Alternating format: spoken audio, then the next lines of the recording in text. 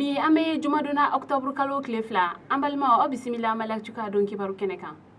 bi kibaram mamulo kada kulo kan ore kafo sida o jamana ulu kon be ka CNSP kon nyana fle wala sa chuka na ambarko kon be se ka wili ka bo malika ka awla doniya kafo sida o jamana ulu kon kun keleme ka lanyini laba munun kon ke CNSP mugo kon fe wala sa chuka na ambarko o kon be se ka wili ka bo malika o kon folo folo kun yemuye chamaje fanga o kon nyema kon sigile ko fe nan ko mako president ale ni vice president u kon ye nyiningali kon ke ka nyasi vice president ale gare kon joro ma chamaje fanga kon nala ale ka baro bena talike mununa ko ka nyefoli ke ulula wala sa bela jela kon be se ka o famya chugamna o temelen ko no fanga yelema o koni ngukumu kon nala mo munun koni minela ni ka ulu koni fene bela bla o fene temelen ko fe sira mo koni ka lanyini laban koni kera ko CNSP ni o ye finitiku koni ka jekule finitiku munun koni kala fanga yelema koni sababu ye ko ka o jekulu koni chi nga sira koni ka ni lanyini laban nun koni kepma ma chaman kon kumbe no chaman che fanga ale koni sharia kono fen mo ko kunte o don ko sabe o koni sababu yala kuno alamsado septembre kalo kle folo CNSP koni bela donia chaman che fanga o sharia koni kono fenna article wolon fiana ale koni ayire ka fa ko president be ko wa fene ko vice president koni fene be no ni oye akadanga ko ga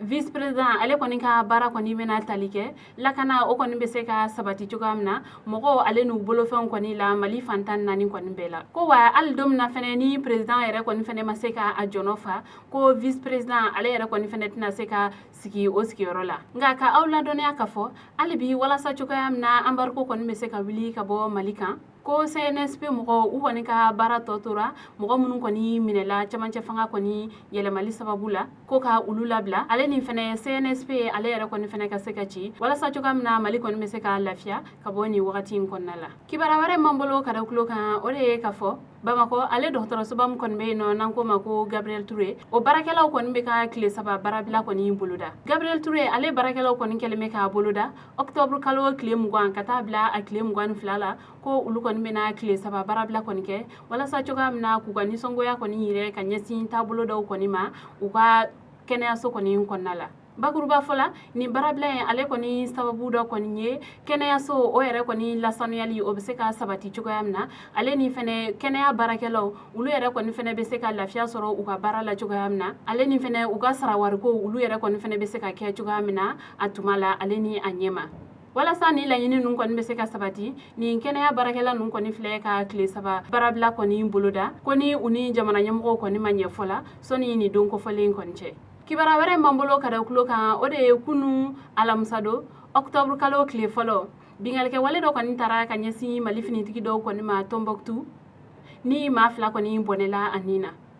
kibara mun serama ulu kon ne ayire ka fo nege kanya tan kelen kon wakati ko polisi do ulu kon kumbe u kala kana bara kon na marfatiki do kon ne fle ka muguchi damne ni finitiki nunun kon na ko wa ko u yera kon ngani bara kon kunte dore ko wala sa chugamna u kon kumbe seka u tege dani finitiki nun kon ka moblu kan chugamna ko ga finitiki ulu yera kon fenema u yera to u bolo o koni kera sababu ye ni marfatigi nunu koni u ye finitigi kele yera koni bone anina ni yoro ko fale nay ko mafla yera koni fene kun jokina mafla munu yera ko fene jokina ko ulu yera koni fene sele kene sula ko kele fene klala ka tanya ulula nga ame wakati mna iko sisa ama seka don folo ma kele munu koni ne ku ye ni marfatigi nunu koni nga kibara ware mana boko fe ambo da ukluka kuna foni kunchela kibara ware mbambulo ka da ukluka ore ka keni alamsado e octobre kalo kle folo ayire la ka foko coronavirus yera mo tan sabare la mali jamana kono ko wa fene ko mo wolonbla ulu yera kon fene kenela ka bo coronavirus banala kibara mun serama ulu kon ne ayire ka fo